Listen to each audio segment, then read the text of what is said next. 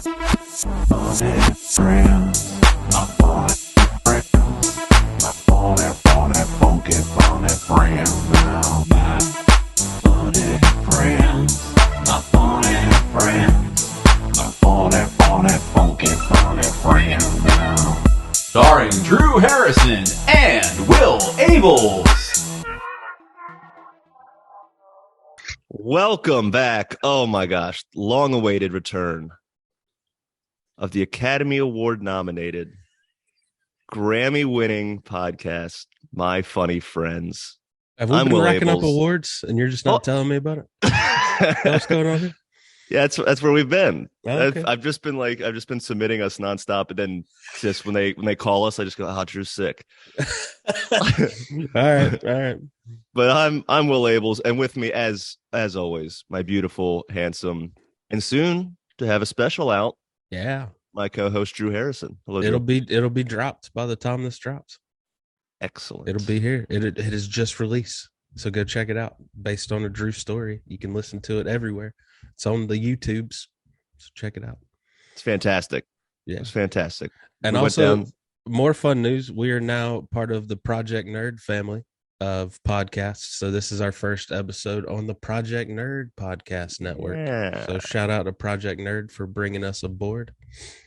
Finally, the ultimate nerd I always knew that I could be. Yeah, there you go. You're living those dreams, right? Yeah, I can put that one, cross that one off the vision board. Nice.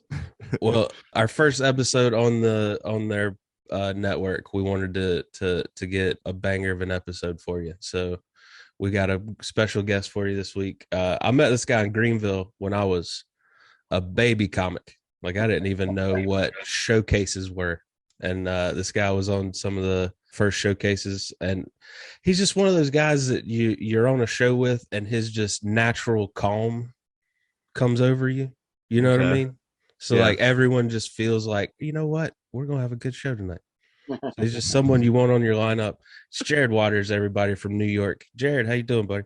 Gentlemen, what's going on? Forgive my tardiness last time. Oh, no worries. Man, that was I forgot that time. That was a long time ago. Was it 2012, 13? 12? Yeah. No, that's a long time. Yeah, man. That was your first time? I mean, like it was still single digits for sure.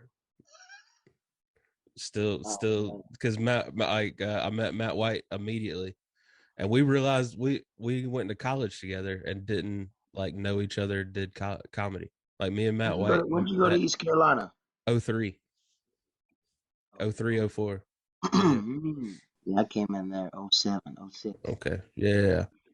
Well, so you're from North Carolina as well? Yeah. No, I'm from Maryland. Yeah, from Maryland originally. I was in New York for a little bit, but I've been in Nashville for about a year and a half.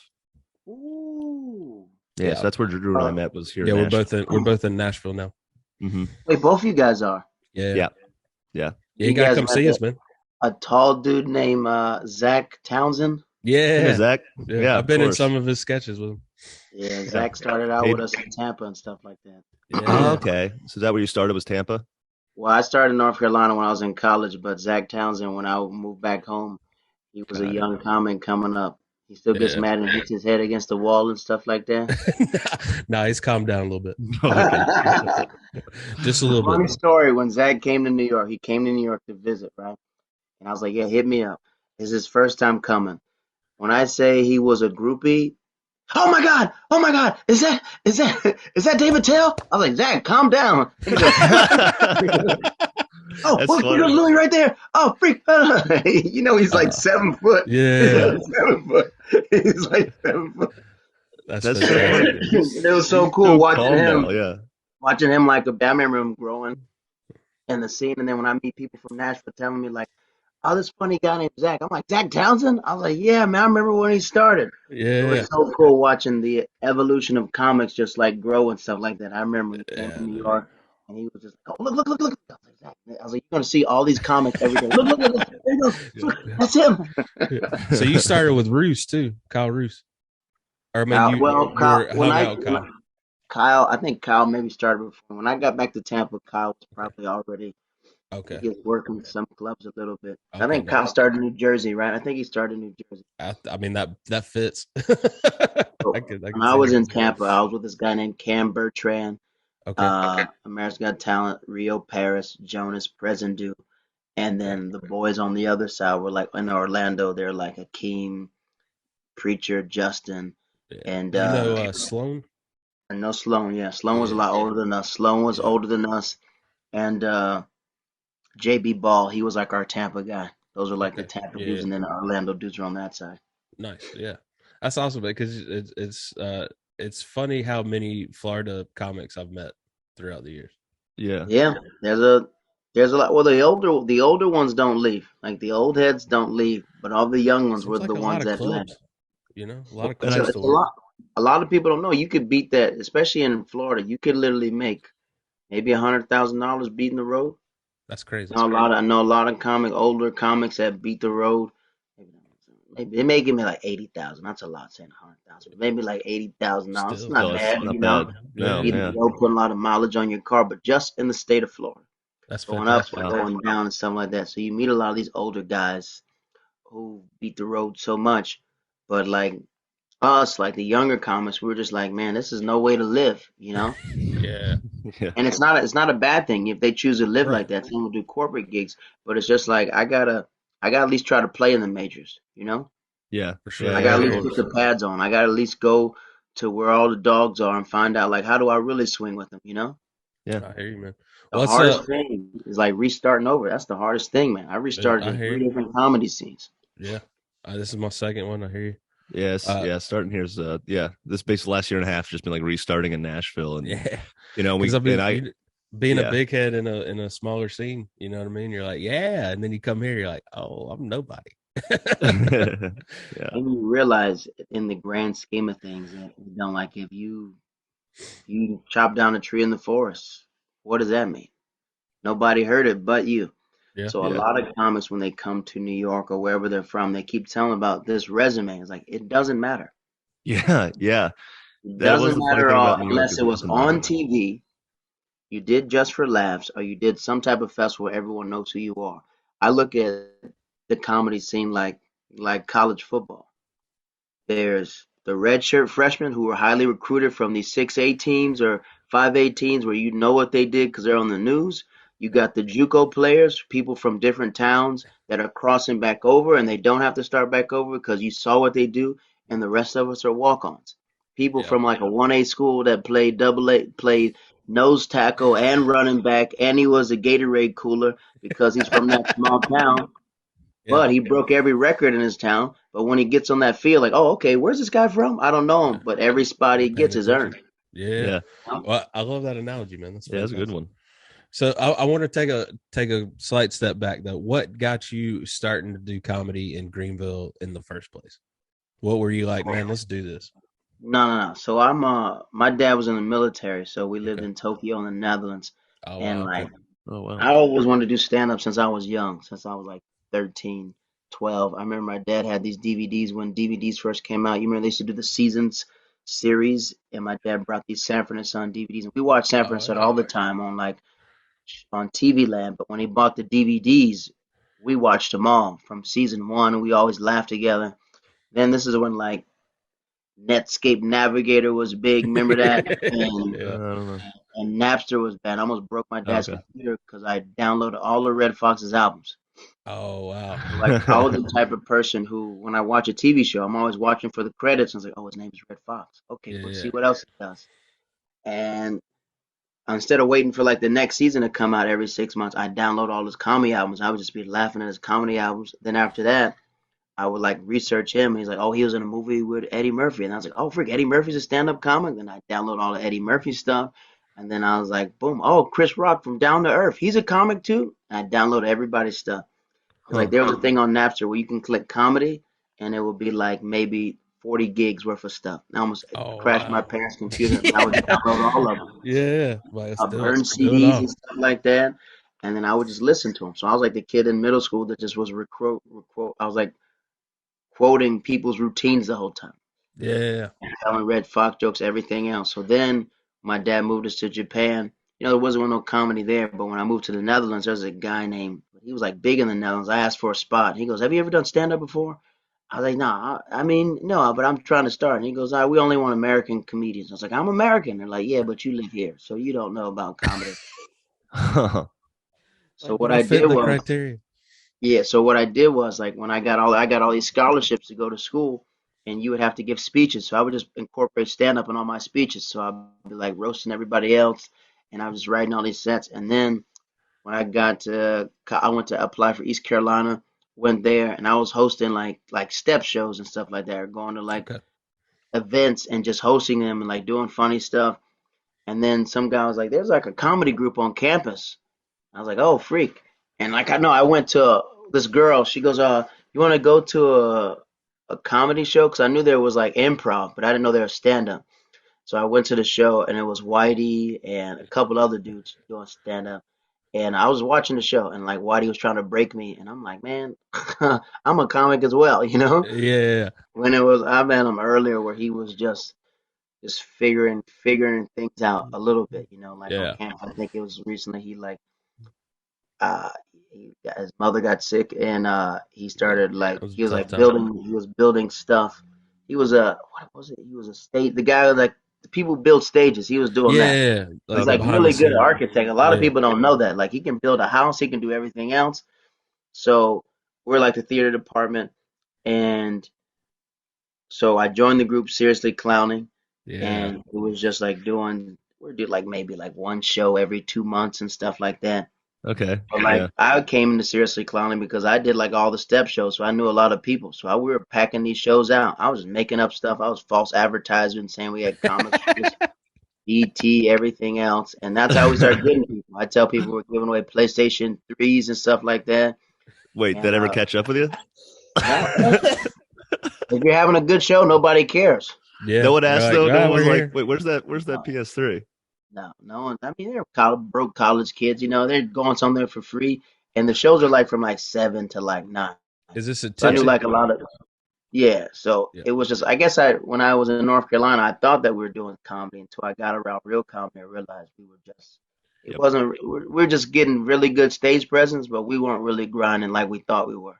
No. When you're performing for friends, I had a similar situation when I went to college. They already had like it established in the college, and so you're just having so much fun in front of your friends and all that. And then one day you're like, "Oh," then you go outside of school, and you're like, "Oh, okay, Well, it was college humor because right." I had like, they were like associates and friends, but when I watched the videos from college, I'm like, I can't believe I was saying this stuff. I can't believe I was Yeah, yeah, that like too. that.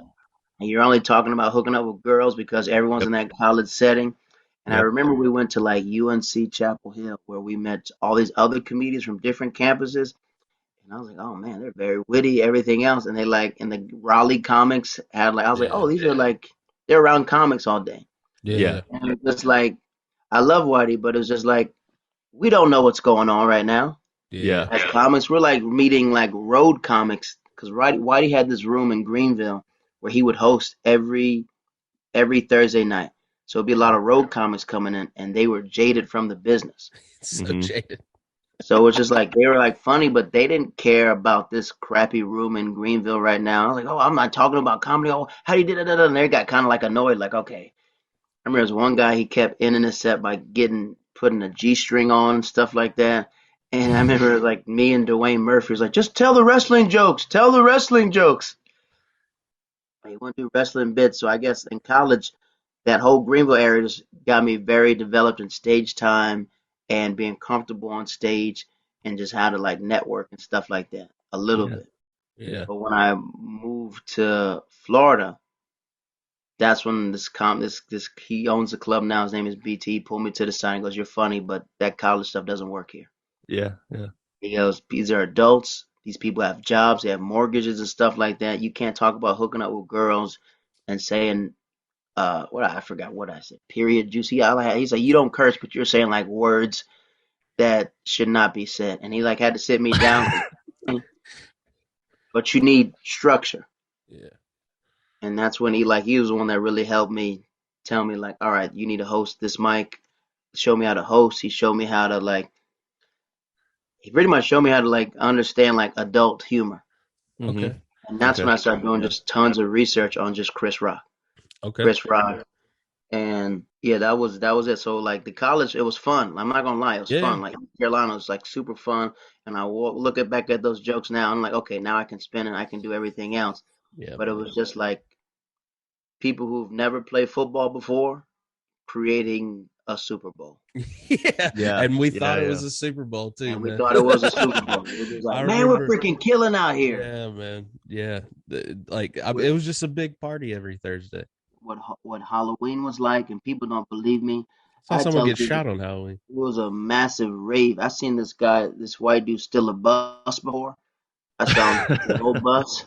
I remember I was like, there's like a massive, like 100,000 people just walking throughout downtown, and this white dude just takes a bus and just drives it. And I remember we got on the bus, and I was like, dude, who are you? He goes, dude, just get in. He stole a bus. He stole a bus. That's the funniest thing I've ever seen. God knows. Yeah, I saw some. I've seen some things. ECU Halloween for sure. It was on. It was on all the websites. Like if you're on the East Coast, the place to go for Halloween is East Carolina University. Yeah, I heard that and Santa Barbara. I were the two like watch out. Okay. So Arizona State started trying to outdo everything we did. well, I mean, Arizona State just does that year round. Yeah, You know, they weren't a party school till we made it cool.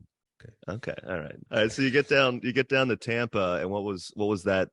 What was that change like? So you're trying to do more mature comedy, like for Right, adults. right. Well, So I you're go to like, I go to Tampa and I graduate college, and what I do is my buddy Timmons. I don't know if you met Chris Timmons before, but he I feel like was I've heard that around. name before. Yeah, yeah, yeah, he was East Carolina dude, and he goes, I'm working at Disney World, and he goes, you should apply, because it's like Disney World's like a purgatory for people who's not out of college but still trying to figure it out. You're not going straight back to your parents' house to give you time to like figure things out, but at the same okay, time feel like a college student. Yeah, So I met this comic named Dean Napolitano, great and name. yeah. he did a Italian dude. He did an hour and 20 minutes with just my family and and two other couples. Wow. And we're sitting there for on vacation. Me and my dad were just on vacation having family time. I was like, this dude is just killing. And I'm asking, and then after one, he's like asking what my dad does. He's making fun of my dad. And then he goes, what does that kid do? He goes, well, my son Jared, he's a comedian too. And he goes, he is? And he goes, yeah. And he goes, all right, well, talk to me after the show. So after the show, we're emailing each other. And he goes, this is how you develop time. This is how you do this. And he didn't have to do that. He was just Right. telling me. So Oh, in that's my great. mind, I was thinking in North Carolina, I was like, I got to move to Orlando because that's where all the funny comedians are. I'll go to Orlando because when I would go back home to Tampa, like I would do open mics, but I just wasn't, I wasn't meeting a lot of people because I wasn't living there. I was in North Carolina, so every time I had to get a little break, I would go back home, go back to college. So I go back to Tampa, start meeting people. But I go to Orlando, working at Disney World, and that's when I met like the Orlando scene. I was doing open mics there, Yeah. and my roommate at the time, he goes, "You," because I thought I was getting fired from Disney World because I freaking Isn't I got everyone about to get fired from Disney World? yeah, but I got suspended for real. Like I was literally about to be fired. They put me in like Disney court and Disney jail and all that other stuff. It's like Goofy sitting there, like you messed up. It was so I kid you not. It's like the four keys of Disney is safety, courtesy, efficiency, show, right? And safety is the biggest issue. So I Sure. worked on the boats and I was like tying the boats, and that was my struggle, like making a knot. I'm not a cowboy, but I was Yeah. like made a knot and it loosened up a little bit so the ship started rocking. But if you don't know anything about ships, you don't know. You just think it's windy. Some little snitch comes over there and tells like the freaking boss, like, "Hey, Jared didn't tie the boat up. It's very dangerous," and they just sent me home. So they asked me for a statement. Then they had to send me to the little Disney court. And then I was like, I was a gay, black, homeless. I said every minority I could. I used every minority I could because I was like, I don't want to go home. This is my plan. I didn't have any backup plans. Like my whole life was a lie. My dad never loved me, and making a mistake at Disney is the same way I was a mistake in life. And they wrote me back. I was like, we're not gonna fire you. We're just gonna send you to we call it Disney jail. On your application, they tell you three things you don't want to do and three things you really want to do. So when they put you in the places you don't want to be, you're automatically going to quit because you don't want to be there. So that's why they call it like the jail, that you put yourself out of misery. So they put me in Cosmic Rays, one of the busiest restaurants in the world. So I'm there, and it was actually better because now I didn't have to work every night. So now I can do open mics. Now I can meet everything Oh, else. nice. So I hit up Dean. Then that's where all the pretty girls worked in Cosmic Rays. That's where it was. So I was in the back with It all the did you a Haitians. favor. Yeah, that's where I met my wife. I met my wife there. That's where I met my wife, right at there. As Oh, soon as I wow. moved in that restaurant, I met her in that restaurant. That's So fantastic. I finished there, and then I go back to Tampa, and my roommate at the time in Orlando. So I thought I was gonna get fired. So I was telling everybody, look, man, I came to Orlando to be a stand-up comedian. I'm from Tampa, and then they're like, "Oh, we didn't know you're a comic," and I was like, "Yeah." I said, "That's why I came here. This was my excuse to stay here and everything else." And they thought I was gonna get fired too. So they're like, "Well, man, let's party one more time before you go." And then this guy, his name is Keith Moore. He goes, "You ever heard Patrice O'Neal's Elephant in the Room?" No, not Elephant in the Room. Mr. P. I goes, "No." And he goes, "Dude, you gotta listen to this album." And we sat there as like a roommate, and we all listened to that album. And that was when I realized that college humor is not funny. Like Yeah, I like the light understood, bulb like went on. Yeah. it was like that album was like, man, this is what I was doing. Like we was talking about like women and stuff like that. And I was like, oh man, I want to be like, I want to be so transparent of like what I'm going through. So then after that, I downloaded Chris Rock. I downloaded everything else. So like my time in Orlando, I was just like studying every single comedian. I was Yeah. writing funny jokes, misdirections, everything else. So when I would go back to Tampa, I came back with like more experience because the Orlando comics had personality.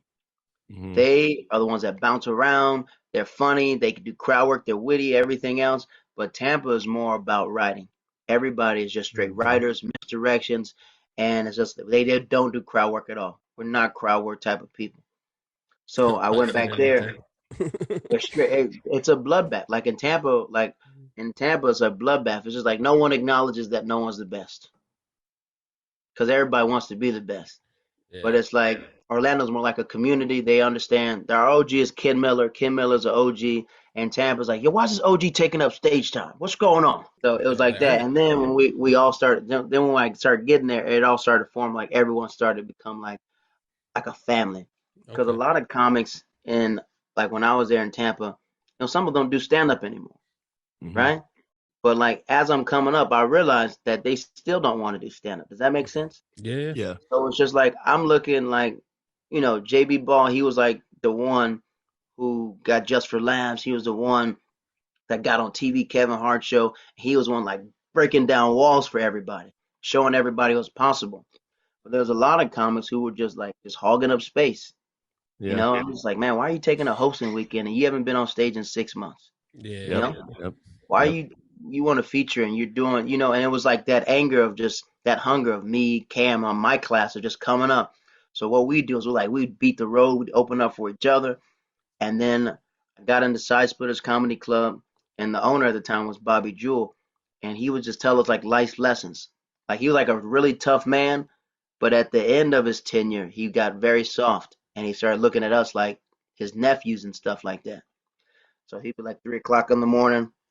You kids think you know stand up? Sit down. And Sit we're down. playing like a card game against him. And we're like, and the card game putting up stakes. We got money on the table. And I'm like, hey, if I win, you got to let me feature a weekend. You think you're ready to feature, kid? Do 25 minutes clean and not use that dirty language? And he had to break us in. It was like saying, like, don't wear shorts on stage. And he told me like, hey, you want to make some money right now? You see the headliner struggling to sell his merchandise? You sell his merchandise and you make that connection with him. You Yeah. make it lighter on him. It was like he was telling us like little things about comedy that The helped me etiquette out. part of So it. yeah, the etiquette part of just Yeah. realizing like the show's not about you, you're the host. Yeah. Yeah. Right. Right. You need to get those announcements right to make sure the drinks are there. Yeah. And BT would tell us, and they would just tell us, like, it's a business. If you can't sell out this room, why the freak do I want you to headline here? Doesn't matter Yeah. how funny you are. It's about drink tickets and it's about food sales. The comedy's the bonus. Yeah. So it's like It's a bar with understanding. entertainment. Yeah, we understood the work ethic in like Tampa. So like you can have like a night. I remember one night I did like an hour and hour and 20 minutes. Excited. Like I did an hour and 20. And then I go tell my friend JB about it, and JB goes, I did 2 hours and a half at a and I was like, jeez. But it was just like it wasn't him one upping me. It was just like knowing that, okay, good. You know? Yeah. That we're Yeah. Y'all always just both going. inspired. We're always inspired by each other. You Yeah. know, Yeah, my yeah. boy Cam Bertrand, he was a young comic. I remember we couldn't even get him inside the open mics because he wasn't 21 yet. He was 19. And then Oh, just good. him Yeah. just punching through, him doing America's Got Talent, him doing everything else. My buddy Rio's about to shoot his half hour with Bob Summer, the guy who did Def Jam. So it's just like understand like the class that you came up with. You start bonding like that, and then we all start passing work around each other. Freaking, I remember Bobby Kelly was just like, he's like, you want to feature open up host for Bobby Kelly? I was like, F yeah. So I'm driving around in my car, and he's like impressed with the car I have. Like what the freak is this? A Toyota? This is your car? Your dad's car? I was like, no, it's my car. You bought this. I was like, yeah, I bought it. And then I remember every comic when they would come down, when they would headline, I would just ask them, what's New York like? Yeah. And they would just be all like, you got to move to New York.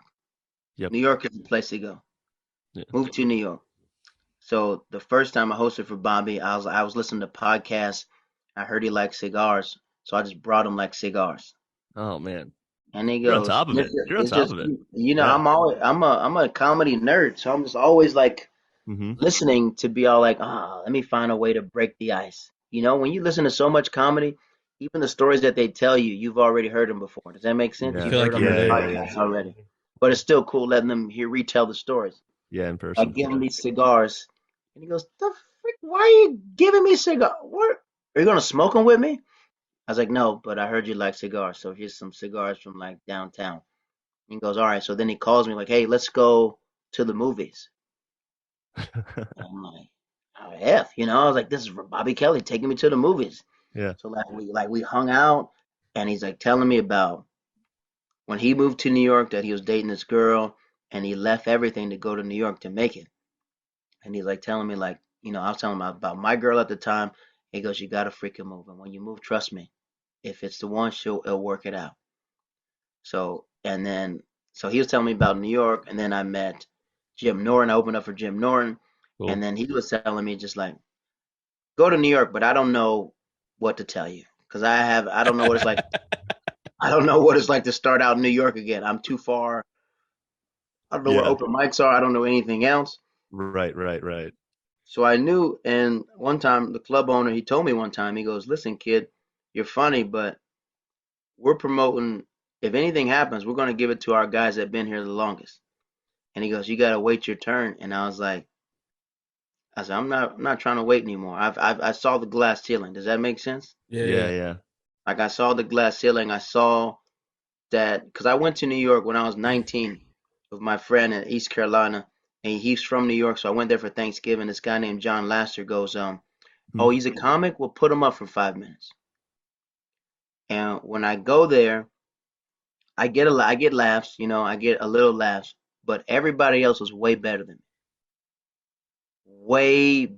me. Yeah. Yeah. Like to the point where like people were yelling out my punchlines because they knew where it was gonna go. Does that make sense? Wow. Okay. Yeah. Like I did some joke, and I remember like I was like 17, maybe I was 17, maybe 17 or I was 19 when I went, and I remember that feeling of just feeling like, you feel like a JV player, like the feeling of being like not even JV B team, meaning Yeah. that Right. the best you can do is not even you can't even sniff their helmet right now. Yeah. Right. And that feeling that I had, I remembered it, and I remember getting back in the car, and I wasn't disappointed. I was happy from the set. And this guy named John Lasser goes, "Hey, because they brought me up like this kid. He's from North Carolina. He just moved, came. He's visiting from North Carolina. You seen him do stand up all over the country." And I was like, "Who the freak are they calling? I didn't know who the Oh freak they yeah. bring." Is there Yeah. somebody else here? that made up intro. Yeah. And I was the first comic, so I didn't know who they were calling up. So I was like, Jared, and I like had to get my camera ready and stuff like that. So I got like a little laugh because I was nervous. But I remember that feeling of just realizing that there's way better people out here. Does that make sense? Yeah. Yeah. That Well, But that's also feeling was giving you something to strive for too. at the same right. time. And that's what made New York so special is like you'd be on a lineup sometimes and you, based on credits and, resume, even if you didn't think you were the worst comic, you were like the worst comic. So you had to like elevate yourself and elevate your writing and your performance and everything. And yeah, and just that adds up over time. I sat in that car and I was sitting there walking around New York by myself. My friend was at his house, and I was like 19, thinking like, man, the best I did is top 15. Like I was living in that car, like, man, should I quit? That's what I thought. Like I should freaking quit. I should freaking Yeah. quit because there's no way I can ever be this funny. Yeah. So I'm sitting there, and then I call the guy, and I was like, hey, I just want to say thank you for the opportunity. He goes, you done? I said, no. He goes, I got another show tomorrow. Come back again. Awesome. I was like, freak. All right. So I go back Ah. again. I adjust. I did okay. I did well, and it gave me like a little spark, like a spark. So when I went back to college, that's when I was like, all right, this is how comedy works. Everything else, what we're doing, we're not doing it right, and stuff like that. I had that in my mind. So I still had that feeling in my head, like when I was in Tampa, and I remember the club owner telling me, like, this is this, and I tell him, it's like I'm moving to New York soon, and he looks me in my eyes and he goes, "You gonna move to New York?" He goes, "I don't think you're ready." That's what, and my thing is just like in his mind, he's like an old football coach where they do things that like trigger things. And I was Sure. like, I don't care if you think I'm ready. I know I'm ready. Yeah. There you go. And he goes, I can bet on a dog who can bet on himself. There you go. But it was like he wanted to find out, like, can I say something to untrigger him? And as soon as I said that, my guy BT is the owner of Side Splitters. He put me with every working comic in New York City I was featuring for him. Yeah. Awesome. I For the mean, getting those past, connections in. so that's what he did. He goes, when are you leaving? I was like, I'm leaving August. Da da da. He goes, all right, good. So he just started connecting me with like Nick Griffin, all these other comics, and he goes, all right, these are the New York comics. Let's connect you with them and see if we can help you get out there. That's amazing. And that doesn't happen. I don't think like if anyone's like people listening, like that doesn't happen. Like some club owners can be incredible and they want to foster, but for the most part, they really just care about, the money at the end of the day. So it's amazing to hear that. Yeah. It was at the end. So at the like those that like Side Splitters is like my home club, you Mhm. know. And BT he owns the club now, but he was like he was like they're all like football coaches. Where Yeah. just like he sits up there, he's tall, he's like 6'7", and if you have a good set, he'll just like this. Yeah. Yeah. There's a sign that goes no wooing, because when I was hosting, I would have people go woo like Ric Flair, and goes now you got this Yeah. freaking crowd screaming like Ric Flair.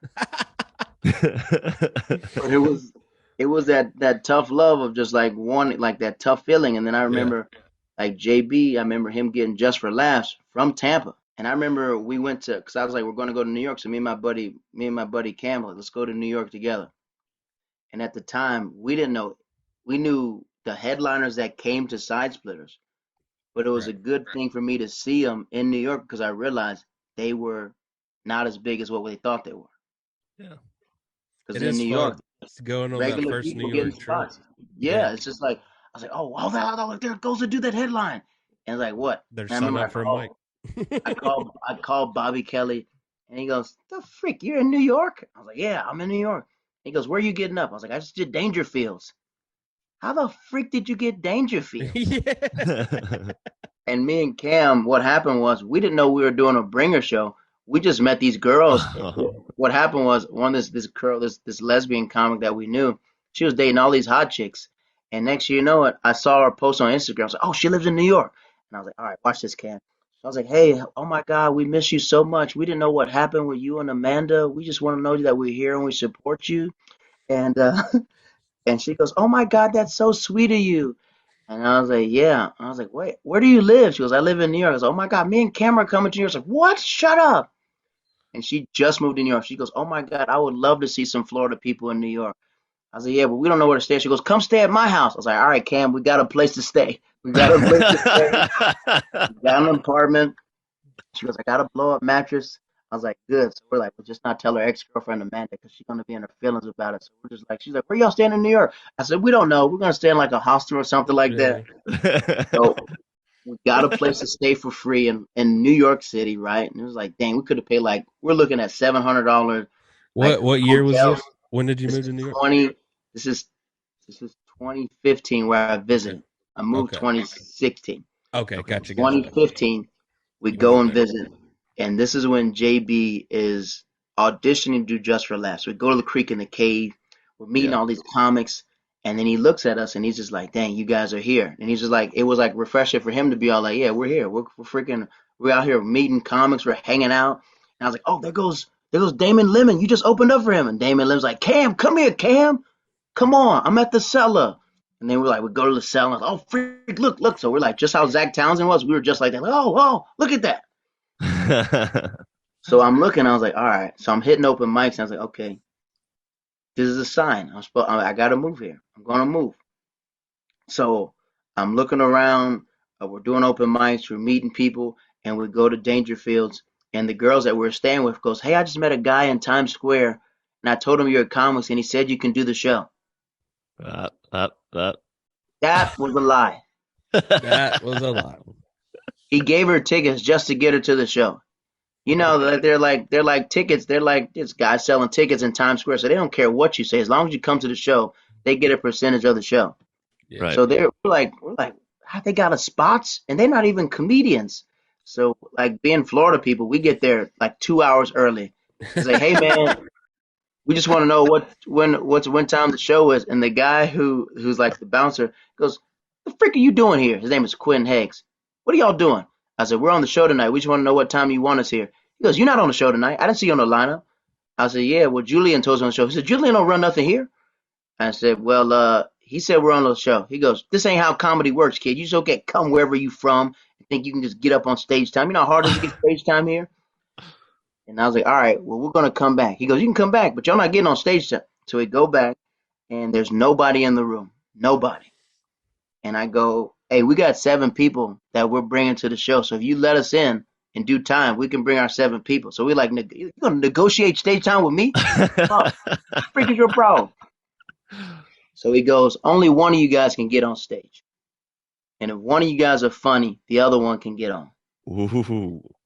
So me and Cam, I was like, look, man, we're both funny. Let's both do heads, tails, or whatever. We hit it. Right. I go up first. I get a good set. Then Cam goes on. But we're just noticing, like, Ed Dangerfield's like nobody, since it's only 6 people in the crowd and we're the two, that no one's listening to each other's set. So everyone's doing the same crowd work over and over again. Oh. Oh, y'all from Canada? And then the people from Canada, yes, we're from Canada. Yeah. Yeah. Starting And to get Cam like get up we've there. We added watch the something. whole show. Yeah, we watched the whole show. So we're like a breath of fresh air because we're doing jokes, we're doing everything else. Right. So that was like the moment. I was like, okay, all right, okay. I saw New York. I'm gonna move. Yeah. So when I get back home, I'm just like, I'm leaving August 28th. So my dad's like, you ready? I was like, yep, I'm leaving August 28th. I was like, August 28th. And my brother calls and he goes, when are you moving to New York? August 28th. He gets off the phone and like I'm praying. I was like, God, my aunt was telling me, she's like, you got to ask God to lead you like a baby. So it's clear signs you're supposed to be there. So I call my brother. My brother goes, you want to move to New York? He goes, yeah. He goes, hold on. His girlfriend at the time was his wife now, goes, my best friend's moving to New York. She needs a roommate. We'll call you back. Calls me back and goes, she just found an apartment. I'm gonna connect you with her. I call her. She goes, I need $1,700 by Tuesday. I give her the $1,700. My brother goes, you ready to go to New York, right? We got your place. Boom. Wow. I'm in the same place that I've been. That's Oh awesome. wow. Same place. Live in Harlem. So I was listening to all these podcasts, and Tracy Morgan said when he moved to Harlem, he moved at 3 o'clock in the morning so nobody would rob him and see what he was moving in his apartment. So I waited till 1 a.m. to drive so I could get there at 3 a.m. And then I like moved all my stuff upstairs. That's fantastic, man. But it was like the journey, like getting there. I tell everybody, getting to New York is the hardest part. hmm Once you get there, you're gonna figure it out. But the hardest part is leaving your scene. Yeah. You know, How many 'cause years did you put in at Tampa? 5, I think 5 years, 4 to 5 years. I put 5 years in. Gotcha. And I mean, the club owner just being honest with me, telling me like, look, I can't feature you every weekend. You beating the Yeah. road, doing everything else. And I was like, I gotta. And I remember Bobby Kelly telling me just like, you should wait until you're that guy, till you're the headliner to come to New York. And I was like, I'm coming now. Yeah. How You about know, now? Yeah. like I wish I would have went 5 years earlier because I would have been in a different class. Like sometimes that's in my, Oh yeah. the aspect of just like, dang, if I was here 5 years early, these would be my classic comedians. Yeah. Yeah. Part of this podcast is kind of like listening to some of the dates and you go, wait, what? If I had done that then? And then this is okay. Yeah, I get that. Yeah. Time to develop, and you get tons of stage time. So Hmm. when I came to New York and I didn't get that much stage time, when I did have a stage time, I was already ready. I was prepared with like jokes. But I would say like whatever town you're from, with the internet now, maybe you could, have your own following, everything else that's good. But New York is just every comic is here. Right. It's literally it's a Royal Rumble. Yeah. It's a Royal Rumble. You enter the ring, you're going against people from different places, everything else. But the thing about the South is they never taught us the networking aspect of it. Yeah. Like how important it is to do comedy festivals, how important it is to network and meet people, how important it is to go to a show and support a show. Like Yeah. in the South, we're doing like what, maybe 10 to 7 spots. They might be open mics. In like New York, I could do 28 spots in a week. Right. Yeah. Yeah. I see your posters sometimes. I'm like, Jesus. And some comics hit me up, and I was like, I remember when I was spotless. Yeah. I remember when I was trying to get 2 minutes. I Yeah. remember that, and I remember how hard it was. I remember being frustrated in New York. I remember my first year just wondering, like, yo, what the freak is going on? Like, I'm going to these open mics. I know this stuff kills on the road. Why is it not working here? So I Yeah. realized, like, oh, I don't know these people. Yeah. Yeah. Oh, these open mics are not like the open mics down south because there's 50 people at open mic, and you're giving your best performance. Like here at open mic, it's 50 comedians. Proud worker comedian. Right. Yeah. So I'm like understanding that aspect, and then next you know it, I was like, and then I'm hitting the road, and I did the worst thing to do. I went back to like my mindset. One of my guys from Florida goes, "Hey man, I'm in New Jersey right now at Bananas Comedy Club. You want to come?" I was like, "Yeah, I didn't have a spot, so I come." And it's like he's Dom Irera's headlining. So my buddy's featuring for Dom Irera, and he finesses me a guest spot. He goes, "I'm gonna take 5 minutes off my spot, older comic. I'm gonna take 5 minutes off my spot. Give it to the black kid. Let him do five." So I do 5 minutes, and I do really really well. And the host at the time, he worked Governor's Comedy Club, and he goes, "Hey man, I'm not trying to be disrespectful, but we don't have any black clean comedians at Governor's. Do you know where Governor's is?" I was like, "Is it in New York?" He goes, "Yeah." I was like, "Dude, I'll do it. I'll do anything." I don't care where it is. Yeah. It's He goes, yeah. "It's in Long Island." I was like, "Where's that at? Is that in New York?" I Yeah. didn't know where it was. Yeah. I just got to New. I didn't know. Right. Yeah. Yeah. So I Right. went out to Long Island, which was like an hour away, Yeah. but they were giving me 25 minutes. They were giving me food and stuff like that, and I was doing like Thursdays and Sundays there, and it was Yeah. good because I bonded with all these comics, and it reminded me so much of like side splitters because I was opening up for headliners. So I met DC Benny. I met all these people, and DC he goes, "Dude, you're funny. I love all these stories you tell." And this is why I'm frustrated in New York City because like, how am I getting spots in Long Island, but I can't get spots in New York City until I realize like, oh, I'm not in the city. Right. Right. This guy named this comic was on the road, and he goes, his name I forgot his name, dude from Texas. He goes, "Hey man, what's the point of doing all these spots out here if you move to New York City? Why don't you just move to Long Island?" And I needed to hear that, and I was like, oh yeah, freaking. I was like, oh, it's money. He goes, yeah, but what's Yeah. the point of living in New York and coming all the way out here for stage time when there's stage time here, buddy? Yeah. So that's what I Yeah. messed up my last couple of years in New York because I kept going on the road, and then it was like, what am I doing? Why am I living in New York going on the road? But I enjoyed I it was, and with that was hindsight. that's the Southern mindset of us beating the road. That's what we do. You got to get out there. Yeah. We Yeah. beat the road. We beat the road. We do everything else. So I realized like you have to stay in the city. You Yeah. got to stay in the city. You got to be landlocked. You got to meet people. You got to network. I was like, man, all these Saturday nights I'm in Long Island. I could have been in the city meeting comics and stuff like that. So I'm Right. frustrated. And then DC Benny goes, "Hey man, I got a show. Would you like to do it?" I was like, "I would love to do it. Where is it at?" He goes, "At the Comedy Cellar." And I was like, all right. Okay. Yeah, I was like, all right, Casual. this guy's full of it. I thought he was full of it. I was Yeah, like, right, yeah, right. whatever. And he goes, no, I love all these stories you tell. Like I got a storytelling show. You can come do it. And then he goes, you want to do it in September? I was like, I'm going to Israel soon. He goes, what? I was like, yeah. And he was like, you're going to Israel? I was like, yeah, my job is sending me to Israel. And he goes, well, let's do it next week. So Okay. I was like, yeah, all right. So I'm getting there. I walk inside. There's intimidating. And then I'm looking at the sign where it goes seller comedians. He's like, sit right here. I was like, no, I'll sit to the bar. He goes, just sit right here. It doesn't matter. And I go up fourth, and I'm doing like the fat black pussycat. But like Okay. I'm getting applause breaks. I was like, what? I was like, well, my jokes never hit this hard. But like everyone's just amped up. Yeah. Sure. Everyone's just amped up. And I remember this older comic walking up to me. He plays a seller, and he goes, remember, it's just 40 seats. That's all it is. It's 40 chairs. So get out of your head. It's just 40 chairs. But that was like that. You know Sonic when he's drowning, and that was my thing in New York. That was that moment to be like, all right. Great description. That was that thing to be like, okay, all right, now it's good. So then I was like, okay, now let me analyze the scene for real, right? Right. So I get to New York. I was teaching kindergarten in Tampa, and I get to New York. I'm applying for jobs, and I'm looking. I was like, these jobs are in Brooklyn, way too far. And I was like, I'm getting to the final interview, and literally, like I'm saying, like my prayer is, God, leave me like a baby. This job hits me up. That's 15 minutes away from where I live. It goes, hey, can we call you for an interview? Then I did the interview. Can you come in, crush the interview? And she goes, I'm like looking on the wall, and I see this sign on the wall, and I see it's brand new to them, but for me, it's what we're doing in Florida. I was like, oh, I've done this. And she goes, really? Can you tell me about it? And she goes, all right, this guy's great. And I was like, I've only taught kindergarten. She goes, well, we only have second and third grade open, so maybe you should try second grade. Okay. So I was like, I just needed a job. And next, you know, when I get to school, the principal literally moves the girl who's in kindergarten up to second grade and gives me her classroom. Oh my God. That's So it's fantastic. like that's like that Sonic again.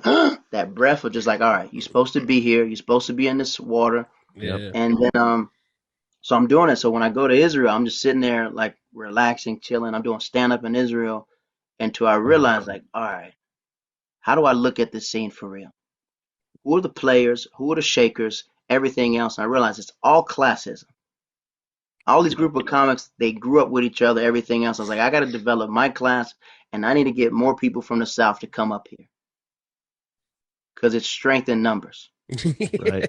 Right. Yeah. Right. It is. Right. Yeah. Yeah. No. All the 100%. Chicago comics passed work to the Chicago comics. All the Oh, Philly comics wrote together. yeah. Yeah. Yeah. Nobody was from the South here. All the Tampa guys moved to California. So I had nobody here. I was like the Miami guys, but the Miami guys here weren't they weren't like writers like us. They weren't like, they were like Mhm. more They're like performers, right? They're the not finesse even guy. performers. It was just like not finessing, but it was just like it's not all Miami comics, but some of them they had no problem bombing. Does that make Okay. sense? Yeah. In Tampa, we don't like to bomb at all. It Yeah. was Yeah. just Yeah. like if you bomb, it's like yeah, like something like it was like cool to bomb, but my thing is like we're still trying to establish who we are, so we can't be bombing on prime spots and stuff like Yeah. that. Okay. So I'm doing that, and I'm just observing the scene. And I realized like, oh, I need to be hanging at this place, and I didn't understand the hang until I realized like, okay, I'm hanging at the knitting factory, and after a while, I realized like I'm hanging, but I'm not getting up. So Mhm. let me go to other places. So I started going to hostels. I was getting up at hostels, and I would just start just meeting comics. So what I do is I noticed that I'll follow a black comic and realize if they have more than four spots, I would go to the spot that they're at because I knew they were going to be late, and I would take their spot. Smart Anybody that had strategy. four spots in the city, that's me. Just my Yeah. dad's lieutenant colonel, tactile thinker. So I'm thinking like, all right, what are my ways to elevate in this scene? Yeah. Right. So what my goal was, I tell all comics, go to a show early. If you go to a show Yep. early, somebody's gonna be late. Get a spot. Someone's going late. So what Yeah. I do is the first time I go to the show, I'll hang out, meet the producer. How are you? My name's Jared Waters. Da da da. Don't ask for a spot, just hang. Second time, hang again. Oh, what's up, Jared? How are you? I'm just supporting. I remember this bomb shelter, and this is me being from the South. Like, hey, you guys need help picking up this room? I pick up the chairs, everything else, help them do everything else. To the point, like, this dude's just a really nice dude. Let's give him a spot. Boom. Yep. Spot Yep. does well. Boom. Okay, now in my mind, boom, that's a spot. So I would just keep going and realize, like, okay, this comic has five spots tonight. Okay, if I go where his guy's running late, that show's going to start late. Perfect. Boom. I met this guy named Jamie Roberts. He ran a show called Sunday Night Live. It happened every Sunday at Broadway Comedy Club. He had it packed out. So next you know it, he goes, I met him in Long Island too. That's the thing. I met him and DC Benny at Long Island. And Jamie goes, where you get up in the city? It's black dude. I was like, nowhere. I'm trying to get up figure everywhere. that out. And he goes, F with me, come to my show. I go to his show, and at his show, I meet more comics because they're all New York City working comedians. And he gives me like that check spot. I do well in the check spot. Stuff So I start showing up every Sunday. And then he goes, I can't put you up every Sunday. But every time he was sick or he had to go out on a road gig, I would tell the host of the show, like, hey, Jamie promised me a spot so I can get up. You gotta work what you work. And he'd be like, what you looking for? I was like, I'm just chilling. He goes, go up and do some time. So like he really was the first comic that ever gave me stage time. He was like kind of like my big brother a little bit. Like he was always like pulling me to the side and everything else and like always helping me. So it was like Jamie Roberts that gave me that breath of fresh air. But as I'm inside there, I'm realizing like, okay, all right, now I'm seeing how they move. I'm following these comics. I realized at his show when everybody was late, that's when I got a spot. Mhm. I was like, well, I got to do that somewhere else. So I would go to PD Diabru show, and I realized like we did a couple shows together, and he goes, all right, we'll get up on stage. I opened up for him. So then I started after like year 2 or 3, I started understanding the networking aspect, meeting people. And then on year 3, I started getting more industry shows and stuff like that. And then I started hanging at different places, and then the pandemic happened, There you go. which was the That's all best thing that ever happened to me. Oh, okay. Okay. Best To this thing one. that happened to me. The Well, best how- thing. how so? New York City, there's 10,000 comics here. Oh yeah. Just And the clear other out. People went home. 7,000 comics don't even know they're not comics. Yep. Some of them are just trying it out, but it's like 10. It's a lot of comics here, a lot, Yeah. and the scene is huge. Yeah. You know, Yeah. Will. It's a massive scene. There's Queens, there's Brooklyn, there's the urban And- scene, there's everything else. You can do a show with a comic and never see them again. Never see them again unless they're a They part live of in the the city. city. Yeah, but the scene froze up, and there was only 50 comedians in New York City. There's only 50. I counted them all. Only 50. Every club shut down. hmm They couldn't open up. The only thing was available were park shows, rooftops. People who had the rooftops were all the comics that I were coming up with, and nobody knew who they were. Hmm. So I was like at the midpoint with like getting a piece of the industry, everything else. I was like in that middle of like reaching that class, everything else. And next you know it, I would go to every park show. Same method. Show up early. Someone didn't show up, they remember me, boom. And a lot of people were bombing in the park because they were doing new material, but people were so depressed. They didn't want to hear about their depression. They just wanted to be Exactly. entertained. Yeah. So I'm just using all my tried and true jokes. I'm lighting up the park, and the pandemic showed me how to hit faster because I used to realize this joke that I got was a small joke that got a pop. I moved it to the front so it could be like boom. So as soon as I get on stage, it's high energy, high energy, high energy, and everything else. So then, like I'm doing a show with like Chris Red, all these people from SNL, they're on the show like that because there's no other spots. Yeah. Right. There's Right. only 3 shows a night compared to like 30 shows a night. So you cannot be on a stage with me and say you don't know who I am anymore. Right. And there was a big comic who was like, "Oh, I just thought you were just a dude that just hung around all the time. I never seen you go up." And it was no disrespect to him, But Yeah. you were there. You know. but I'm like, "Well, now I'm going up now, right in front of him." Yeah. So it was just like me understanding. I called Grant. I called all the Carolina comics. I said, "Whatever you're doing, y'all need to be outside right now. Don't Yeah. stay inside right now. Yeah. It's a glitch in the matrix. Yeah. It's a glitch in the matrix where everyone is literally the scene is small. The Yeah. scene is super small. We had a park show. Me and my buddy Matthew started a park show. Comics needed stage time, so they would come to our park show. Cordero. There's only like Park show. we packed that park out. We still do our park show, but that was the glitch in the matrix that I needed. Nice. That was the glitch in the matrix to be all like freak. And to the point now where it's just like you keep doing those same 50, like a photographer referenced me to Michael Che. Isn't that crazy? Not a comic, That's a fantastic. photographer. Was it Phil?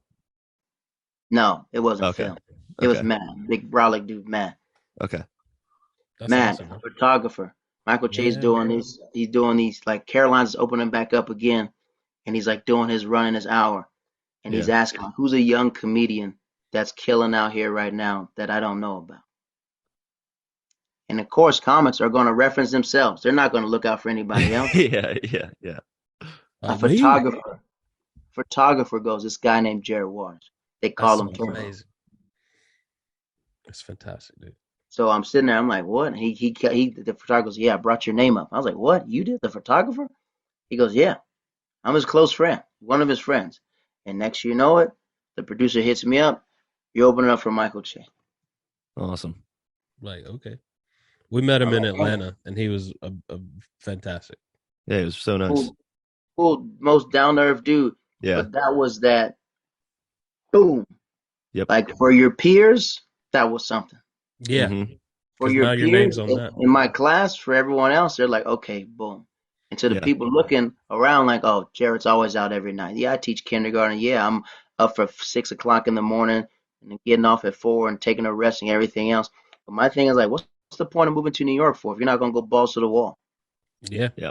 Like, I can't go back home. I yeah, can, but what am I gonna do back home? I saw the level of comedy there. It's still nice, but I can't get up every night. It's like right. I'm here to change my freaking life, you know? Yeah. So when people hit me up and they're just like, "Oh, I'm tired," I was okay, good. That's another spot for me then. Yeah, that's fair, man. Okay.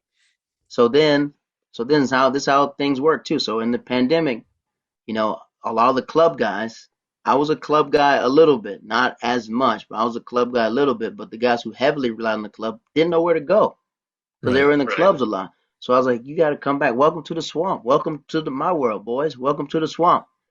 So we're doing all these shows, but I'm doing the shows of the club guys, and this club guy referenced me because like there's this guy named Jared Waters, like I've heard of him before.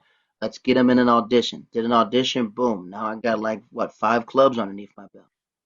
That's But it amazing. all was the pandemic. It all was that thing of me just praying, like, all right, God, what the, Way to capitalize on that, you know man. Yeah. what I mean? Like knowing, like me understanding the scene and understanding, like there's only 50 comedians Right. and 10 shows. That's it. It's like Yeah. the bubble. That's what it was. Remember the NBA bubble? It Yeah, was this just was your bubble. Yeah. Yeah. Yeah, Yeah. it was the Yeah. bubble. It was the bubble. If you were in the bubble, you understood what it was. yeah. But at the same time, it's to the point now where people like I meet people like, oh, you're Jared Waters. Okay, you are. And then when Yeah. I meet comics like, oh, you got 28 spots this week. I said, yeah, but you weren't there when I had one. Right. Right.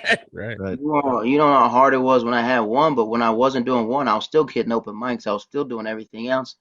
And like it's literally to the point where no one's gonna tell you in New York City when to retire from open mics. Yeah. No one's gonna tell you like you should stop and start hanging out at shows. Yeah. And like being in a club, understanding like the club, everything that I learned from Tampa benefited me here. Talking to the waitresses, making sure they understand your Yeah. name, Staff's making got to sure know. you're nice to them, tipping them, making sure you do everything else. You make sure the wait staff is good. They're gonna make sure of you. Like there's a waiter at Broadway Comedy Club. When I close out the show, I close out every show at midnight show, right? That's the one I do because nobody likes doing the late shows. I Right. like doing it because sometimes it's rough, but it's just like it's a spot that I can keep hustling. And I know I can end my night there. Yeah. One night, I was like, "Hey man, give it up for your wait staff. He just had a baby 2 weeks ago. He doesn't have kids. He got tipped $100 that night." I think it's like being from the South. Being from the South, I know Southerners. When they come up to New York City, they want to tip somebody they can help. Yeah. Right. Every Right. time, Europeans don't tip. Well, like No. Southern people, No. Midwest people, and stuff like that. I remember working at Disney World, and this lady going, "I wish I could tip you, sugar, but I can't." I said, "I know it's hard being a single dad at Disney World, working and doing everything else." And she walks up and puts like $100 in my back pocket. I said, "I can't touch it, but you could put it in my back pocket." And she slips it inside there. So it's just like when you're That working with didn't the put you wait in staff. Disney jail? No, that didn't put. I took that cash like it was nothing. I should put that cash right inside my thing. I said, I turned around. I was like, you can put it in me. I'm not gonna put it in you. I do anything. But like me understanding this waiter, I know it's Yeah. hard waiting tables, but I'm Yeah. gonna Yeah. raise some money and try to get you some tips up in here. Yeah, dude. So like having that bond and everything else, I understand it. So now other comments like, yo, keep it going for the wait staff. It's her birthday. Everything else. I was like, that Yeah. no one's gonna believe. No one's gonna give you money for your No. birthday. Yeah. If you're a working father, Yeah. so Add just some real having, life strife to it, you know? yeah, strife. And I tell people all the time, it's like Survivor. Yeah. Got to play the Outwit, game. outlast, outplay. Yeah. Yeah. Outwit everybody in your class. I said you got to outlast everybody because everyone's going to drop off eventually, and you Yep. got to Yep. outplay everyone. You know, if all your buddies are hanging out at the same spot, you're probably not going to get the guest spot because they're there. You got to find rooms that no one else knows. You got to Right. find those good rooms and stuff like that. And then once you do, and what I did was when I was in New York City, I was like, all right. I realized when I got to New York, I didn't know where to go and I was lost. I didn't know what shows to go to. So I made this thing called the Map of the Swamp. Every single show in New York City, what time it starts, who's the producer, who's his Instagram, then you connect like that. You seen it? Someone forwarded that to me somewhat recently. Yeah, it's What does it say? incredible. What does it It's say? incredible. It's so like I've I mean, never what does seen it say? so. What does the title say? The title says NYC shows Jared Waters Turbo. Yep. Turbo. Yeah. So It's now you it's know who made that list. yeah. You made it. My thing is like, just because I'm a part of the scene, I got to pour something back into it. Everybody wants to take from the scene. Yeah. Everybody wants spots. Everybody wants this, but what are you giving to the scene? Yeah. Right. Right. I'm offering 4 shows. I'm offering people a map to maneuver through the scene. I know a lot of people probably got spots just by using that list. Yeah. Yeah. No doubt. Who made the list? I made the list. I was just thinking in New York City, I was like, look, it's so hard to get spots. It's so hard like this. I sent it like 20 people. I was like, send it to whoever you want that need this list. Yeah. Boom. Yeah. You know, my thing is just like, okay, you ever watch, you remember Dark Knight, Bane, Yeah. Dark Knight Rises, when he climbed out the pit? What did he do? He threw the rope back down. Yeah. Yeah. So my thing is everything that I come out of, I want to make sure the next person has a whole lot easier to come up inside there, you know? Yeah. Yeah. Yeah. It's a great That's a, philosophy. that's a great mentality to have because, Yeah. we get caught up in that I'm worried about me and not anybody else a lot, you know? A lot of people never played team sports before. Yeah. You know, Fair. when you play Yeah. the team sport, you got to do your job, but at the same time, your job is going to help somebody else. You know, if you're the defensive end, you got to get contained. Don't be worrying about what happens in the freaking free safety world. You got to contain and make sure the quarterback's not getting around you. Or like wrestling. Okay, my weight class might be good, but what's happening at 1-on-1? Yeah. I need to do that 1-on-1 to win so we can all win this group championship. Right. Yeah. It's something I appreciate about. I mean, Nashville's obviously exponentially smaller than New York, but there's something I do see with a lot of our younger comics, like first year, second year kind of comics, is they all found their own group and they all push each other to like, all right, all 5 of us we're going to go hang out at Zany's tonight, and then we're going to hit these 2 mics, and like it's nice to see them all helping each other. And I always just try and like tell them what I wish someone had told me at some point. Not saying like do it this way or that way, but just like if I could change something. Here's what I would try and do. My buddy Matthew, I watched him do stand up when he was 16 years old. And we started the show together. And I'm telling him, I was like, dog, all the feelings that you have, I've lived it before. Yeah. Yeah.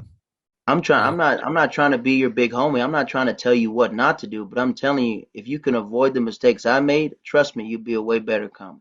Yeah. Anger, ego, you got to remove all that stuff. It's so People tough can to do feel when you sometimes. walk into a room and you want a spot. Mm-hmm. People can feel Yeah. that. Like, you're not here to support the show. You want a spot. Okay, you want a spot, but like, all right, everybody wants spots. Yeah. Right. How are you helping the show? How are you doing everything else? Like, everybody wants spots. When you're spotless, of course, you're like a hungry puppy. Your tongue is out. You're doing everything like that. But my thing is, I enjoy comedy. Even if I'm not on the show, I'll go and watch a show. Mm-hmm. I remember this guy told me, he's like, this. I remember the owner side splitter goes, I can't put you in the game unless you're in the dugout. That's a very good point. So it's just like, even if I'm not booked that night, okay, I'm gonna be at a show. I'm gonna be at a show, supporting the show, supporting the comedy, and I'm watching the scene. Like, there's a lot of teachers in comedy now. I can name 8 of them that do teacher material, everything else. So when I'm on a show with them, I know I'm not doing no teacher material. Yeah. Yeah. Yeah. Everyone's a teacher, right? And I felt like when I like the Just Last audition, I realized, dang, almost everybody has these teacher jokes. Even though I teach kindergarten, that's way more specific to me. But I'm just like, when I'm on a show, I realized when I was doing this show, one time I was doing this really big show, and the producer didn't think about the people on the show and booked all teachers. Yeah. This white girl walks up to me and goes, is it teacher night or something? Are we all going to hear about teacher stories? And she didn't mean anything wrong, but I realized, like, dang, okay, I should have been aware of everyone's set to There you realize go. I need to switch my setup. Yeah. Instead of me being on airplane mode saying like I just gotta kill, kill, kill. It's a big lineup, I gotta kill, and realize like no, I need to switch my thing because clearly everyone's gonna talk about the same topic. It'd be different. Right. Unless you're doing like a board teacher night where it's stuff like that. I'll tell you two more stories. I watched Joe Jackson. And Joe Jackson, before he died, they were interviewing him talking about his kids. This interviewer walks up to Joe Jackson and is asking like, "Hey Joe, who's the best singer in your family?" And everybody looked at her like she was crazy. Like, why would you Like, ask that question? You know what I mean? Clearly, it's Michael Jackson. And Joe Jackson says this. He goes, "Jermaine Jackson had the best voice in my family, but Michael outworked him." oh wow. So I mean, you got the answer you thought you were going to get, but in a different way. So it's Yeah. just like it don't matter. It don't matter that someone's funnier than you at the time. You can outwork them. Yeah. Mm-hmm. There might people naturally funny. I was like, I'm gonna be known for just outworking people. Yeah. Yeah. I was like, I'm gonna just keep working and keep working to the point where like I gotta book this guy. So I'm inspired by like everything around me. Like when I see a comic get something, yeah, that's a win for us. Mm-hmm. Yeah. Oh, everyone who got Just for Laughs, congratulations. I'm happy for you. Good. Someone who just got Pass to the Cellar, I'm happy for you. Congrats. Yeah. You know? Not my time yet, but what I'm not gonna be mad at you for getting something that God bless you if I'm gonna be grateful for what I have. Yeah. Right. You know? I had to Yeah. take back and realize like, Doc, I'm doing 28 spots a week. I remember Yeah. doing 3. Right. Very much so. In the pandemic, I did 660 shows. I was like, this year I'm trying to do 900. Yeah. That's crazy, man. I hit So it's 300 like, and was happy about it. you know, and I'm just like, man, God, I was like, man, I said, I don't. It's like, and then sometimes I'm just praying, like, all right, man, I know that you called me to do this. So what else do I need to do? Yeah. You know, it's hard getting up at 6 o'clock in the morning. It's hard talking to people, but I'm motivated by some people that I work with. I know for them, they don't want to do stand up. This is what their goal. This is their dream. Yeah. Yeah. You know, so like even though I'm working with them, I'm realizing that okay, this is what you want to do, which is cool, but the crowd connects so much with someone who has a job because you're a part of them. They feel like, oh, they work as well. Yeah. They're just not sitting at home making jokes all day. It's like Yeah. a respect thing, like, he's blue collar like us. He's working hard. He knows about hard work. He interacts with people all day. Yeah. So it's I would suggest New York to everyone, but I tell people all the time, you got to be prepared to remove your ego and realize you're gonna start from the bottom. Yep. But the Yeah. best thing is to watch yourself climb up because you'll be more appreciative than everything. Yeah. You know, you never can be above anything else. And I remember I was like, well, some people come to the park show, and I was like, yeah, it's a park show, but like, there's still people out here. There's 50 people out here. Give them your best. I And they're never praying understood the for- people. yeah. I never understood the people that are like completely just turn on a small crowd. Like, would you rather it's it not be their zero? fault. Yeah, You know what I right. mean? Like, Yeah, they that's always showed up. driven me nuts. Yeah. give them a show. I did a show with 3 people before. So what? Yeah. Let's Yeah. have fun. Yeah. I remember doing the pair once Turn for those 4 3 into people, fans. and they were great. They were a great 4 people because they were just there for the show, and the comics that focused on just doing the jokes and making the audience laugh, they had a great time. And the comics that got up there and were like screaming at the audience, they were like, "What? We paid to be here. I mean, we're here." Yeah. you Like, know? I'm sorry no one else showed up. Like, Yeah. I If never you've understood been that hungry philosophy. before, if you've never been hungry before, you never know what it's like for that food to drop out of your mouth. Yeah. Yep. You know what I mean? Yeah. And I tell comics all the time, it's like you can't look for anybody's approval. You know? Gotta Okay. be you. I remember at the knitting factory, I was like, all right, why am I gonna keep going to the knitting factory? I'm not getting booked here. I should just go where I can get up 3 spots instead of wasting my time here. Yeah. Yeah. Yeah, it's exciting watching Hannibal Barris and everything. I was like, yeah. And I was like, but I want to meet comics working, not being a fan of them. Yeah. Right. Yeah. Right. I want to be your colleague, not your groupie. You know? Right. I want to do that. But then the hang works. One time I was sitting at the salon, Steve Burns like, oh, I met you in Tampa. He goes, yeah. I was like, your family's there. He goes, come open up for me tomorrow, the next week. That's I was fantastic. like, "Free?" I was like, free? What? He Yeah. goes, yeah, you're from Florida. Come. I'm going Thanksgiving. I was like, me too. He goes, all right, come feature for me. I was like, oh, thanks. That's And I guess Steve that's our specifically is Eskimo great about- brother. yeah. Because I think all of us have opened. Also, Steve. Yeah. Steve's great about that. Is like, yeah, he doesn't just like have like one opener and just goes, oh, that's my one guy, and I'm going like he mixes it up, and he's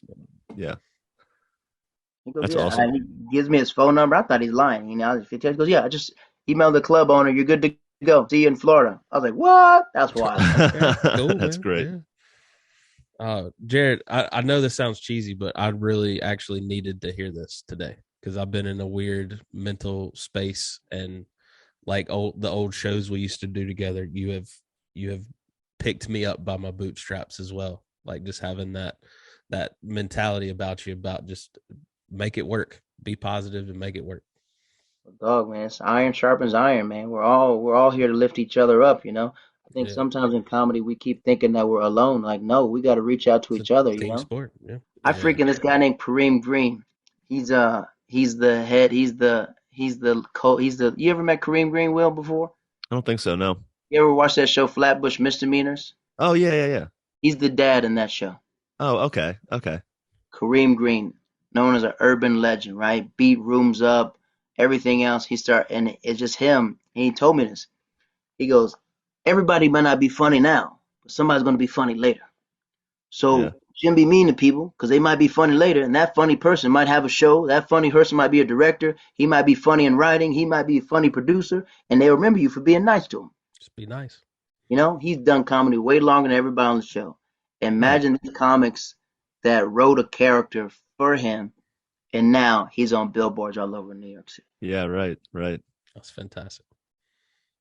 I've known people. My friend Vanessa Jackson is a writer for SNL. She freaking had the most viral sketch about black people going to Amazon and being scared to like get out the store. She wrote that. That's fantastic. I was literally on a show with her, and I was like, see her. I was like, where's she going? She's like, I gotta go. Bye.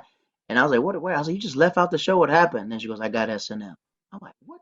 I was like, what? I'm a Yeah. writer on SNL. Anything can happen, man. Yeah. Right. Yeah. Anything can freaking happen. Just And keep it's just working. like to the people who beat online up, good. Some people who beat up line do online content, that's good. I said, but dog, something's in this city for me. Yeah. Something in this city is for me. I don't know what it is or when it does happen. I just know I got to be ready for it. Yeah. But at the same time, it's just like I want people to know like it's possible to come up here as a freaking walk on, earning Still your get that scholarship. it's possible to do that. And it's just like you got to help somebody, Yeah. you know? Yeah. Help somebody. And I tell the boys that come up here from Tampa, I was like, listen, don't think you're above an open mic because you're not. Right. Don't come up here and think it's going to be easy just to get all these spots and stuff like that. Yeah, you know me, but I was like, I put in some time. I put in some work, Yeah. you know? I was like, you Mhm. can come here and visit. I was like, once you visit, it's cool. But once you move here, you It's a become a whole part of the nother- competition and no one's going to help you out because they realize you're trying to take spots from me. Yeah. It's cool when you're visiting. Oh, Right. okay, yeah, Let's yeah. help Then they're him like, out. oh, he's here now. Oh, no, No. I don't need it. I need to Yeah, book yeah. people I need to help and stuff like that. Yeah. But yeah, No, I hear man, you, you man. know, Nashville, But Tech, wherever we are, yeah. we're all doing the same craft, you know. Yeah. I Right. just love to hear it paid off, man. You had a strategy and it worked out. It's continuing to work out. Yeah. Yeah. I love seeing your posters, like seeing how many That's times. my wife. That was my wife. She makes them during That's the pandemic. She was sitting there at the house, and we had to postpone our wedding in 2020. Oh, man. So she went to Belize to set up for the wedding. She was quarantined in Belize for 11 months. Oh, Jesus. 11 months. 11 months. I was stuck here. 11. We were quarantined apart and stuff like that. Oh my So I told her, I was God. like, just quit your job and move in. You know, it's hard to Right. tell a woman to be a housewife, but I was like, just be my housewife. Quit your job, everything else. And she's living here. And then I was making posters, and she goes, these posters are bad. I was like, well, I was like, well, I'm trying to like this. She's like, I'll start. And she just learned how to do them. She's like, kind of do them. Awesome.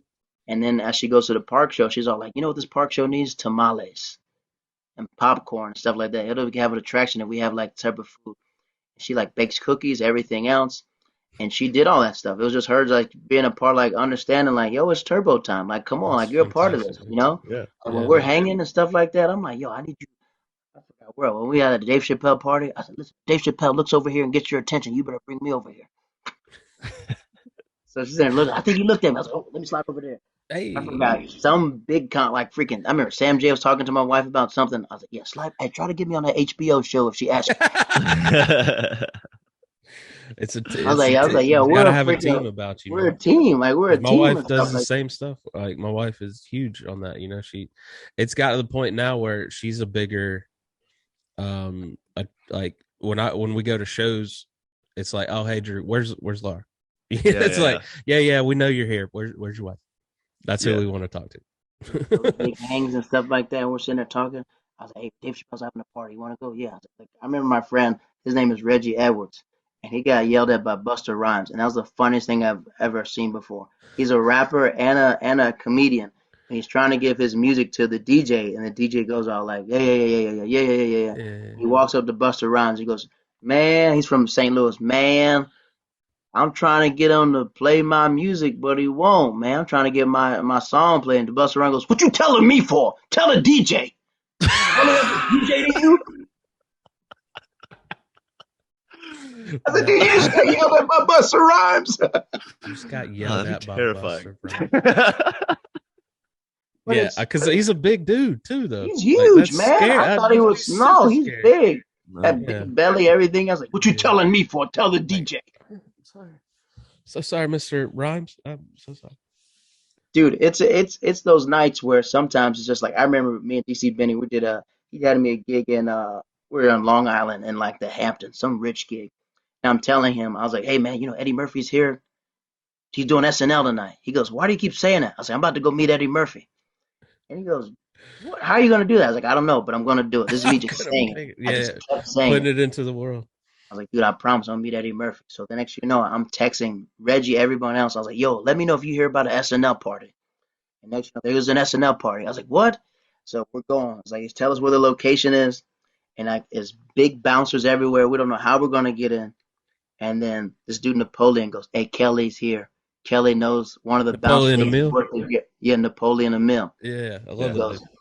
Kelly knows the bouncer. They work for True TV together. He goes, I can get your boys in. That's fantastic. The biggest SNL party in the world. It's their Christmas party. Yeah. And we sneak in, and the guy goes, he just says this, he goes, look, I can get you in, but one person gets the next person in. That's how it works. So whoever's inside can get somebody in. So I wave in Reggie waves in all these comics. We're sitting there. I walk past Donald Glover. I see this big giant butt and this afro, so I think it's Yamanika Sanders, but it's like Questlove. I'm like, oh, freak, Questlove's butt is huge. He doesn't. I used to serve him. He has a huge butt. Yeah. His butt is huge. I said, man, that big booty is everywhere. Oh, that's hilarious. And Kenan Thompson, he's crying because like this is his idol. Like they're all crying because they like. I remember someone's like, I just work with Jesus. I'm like, all right, yeah, I don't work with Jesus, but all right. So Q-Tip is DJing the party. I walk up to Q-Tip and I was like, hey man, I just want to say, man, you're the GOAT, man. He goes, what? I said, you are. Now I don't think that, but for that moment, I told him that. Yeah. That broke the ice, and he looked at me because he thought my voice. He thought I was making fun of his voice, and I'd be like, no, I just sound like this. No, this is just me. So we started laughing, and then I walked past there, and then I see Lizzo. I'm like, man, there goes freaking Lizzo. Look how her body was like, it was like her face was like glowing. Then I see Lunel. She's like 4 foot. And then I walk, and I'm like just walking. I'm walking in this party, and then I see this table, and it starts glowing. Eddie Murphy sitting at the top of the table. To the right of him is Chris Rock. To the left is Michael Che.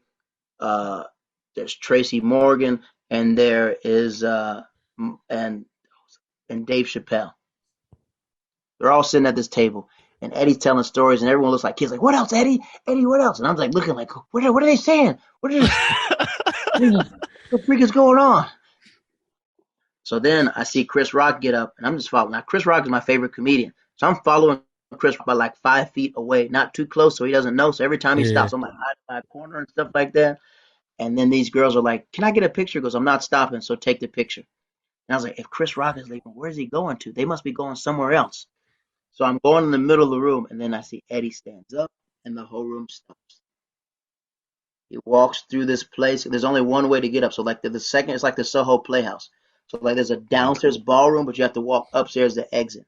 So he's downstairs. There's a big cluster, and he's waiting. He has this girl behind him, and he's 2 bouncers, and I stick out my hand, and I was like, "What's up, Mr. Murphy?" He daps me up like this, and he's got his brolic hand. I said, "What's up, Mr. Murphy? I just want to say, man, no disrespect, but man, you're the GOAT, and you're the coldest nigga that ever walked the face of the earth." And he goes, "Ha! Thanks, little nigga." And he busts up laughing. And his cousin starts laughing. And I tell his cousin, I was like, hey, man, I met you in Tampa. You used to be Charlie Murphy's manager. He goes, yeah, I'm his cousin, Rich. And then everyone looks at me talking to Eddie Murphy. So after the part, during the party, people are talking to me because they think I'm somebody. And I'm a no, I'm just a guy who just finesses his way into a party. Amazing. So then after that, Eddie Murphy leaves. So after I met Eddie Murphy, nobody else was famous to me. Everyone else was just regular people. Yeah. Right. Right. So we meet Usher. Usher's in the party. And then I was like, oh, what's up, Usher? What's up? Like, We yeah, I got met Eddie Murphy. And then we're like dapping it up. And then this comic, Derek Gaines, like, are we not tripping? That's Usher. Are we not tripping right now? That's Usher Raymond right there. We not tripping right now? Usher, then John Hamm is over there. John Hamm is like drinking over there. And it was like every star in the world looked like Yeah. a little star compared to Eddie Murphy. Yeah. Donald Glover, and then like I think Dave Chappelle's publicist's name is Carla Sims, and her husband is a famous harmonica player. And I just know, just like me being like as a young kid, how I always listened to watch people's watching the credits. I said, "Dog, you played with Stevie Wonder, man." He goes, "I did." I said that out loud. Remember that. He goes, "Can I get you a drink?" I said, "Dog, can I get you a drink? You're a legend." And he's like,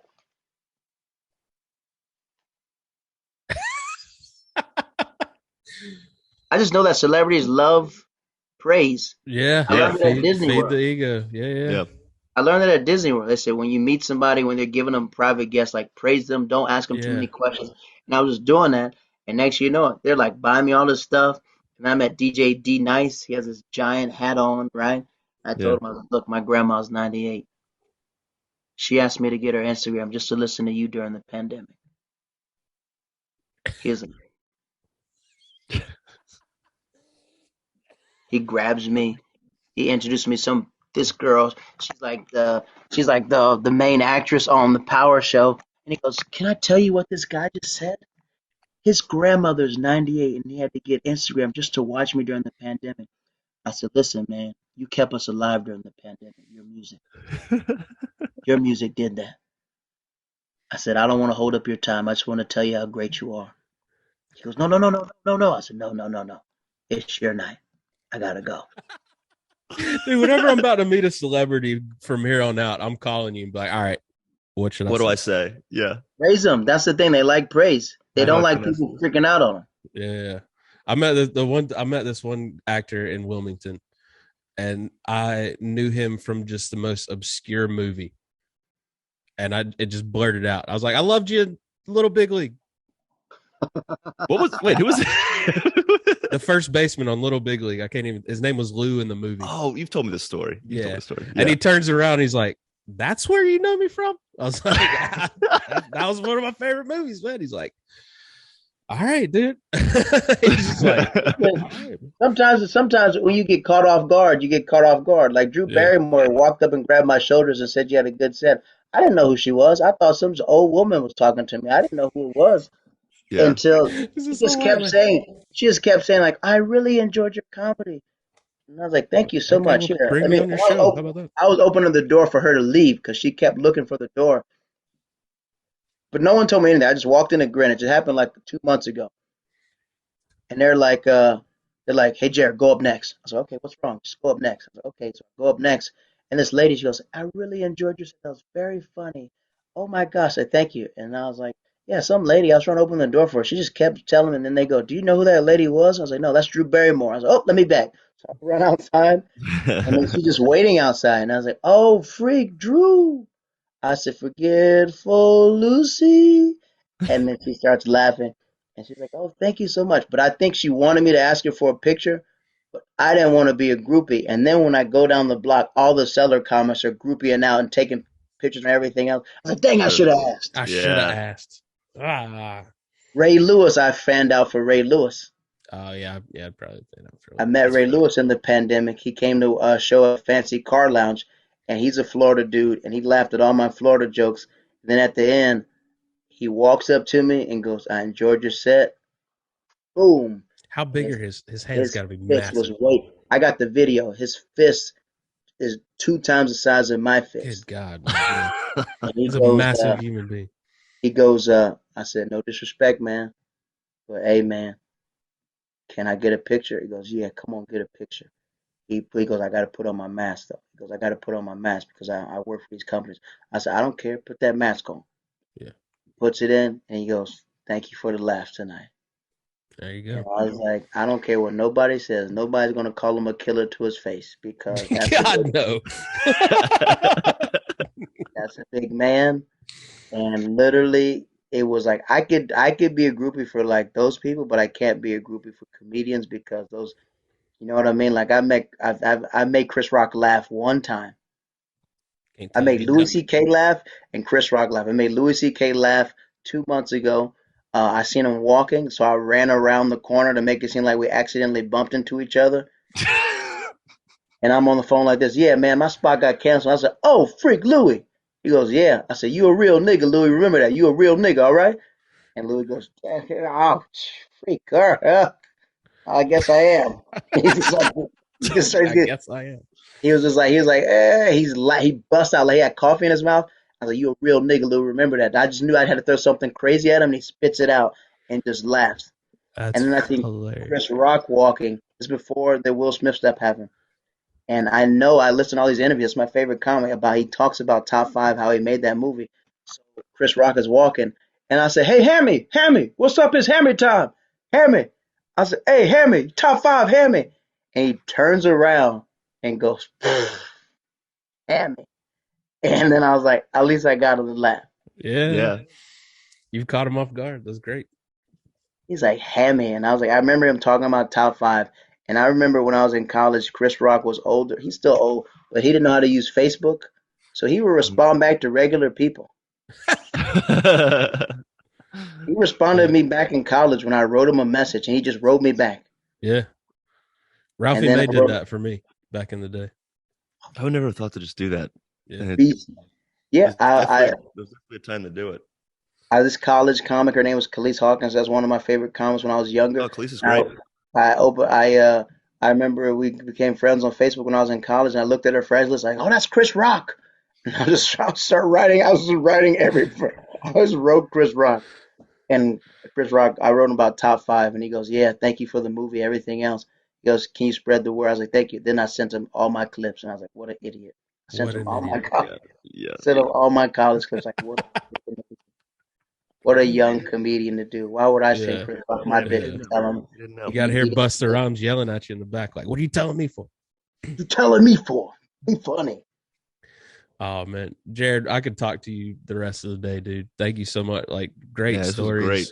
I Yeah. loved hearing how you came up. You got anything you want to promote real quick before we get out of here? Thank you guys. If you're ever in New York City, we do a free show every Wednesday in Astoria Park. It's called Training Day Comedy. Okay. Best show this side of the Mississippi River. If you're ever free on Sundays, first and third Sundays, we have a show called Sunday Service at 12 a.m.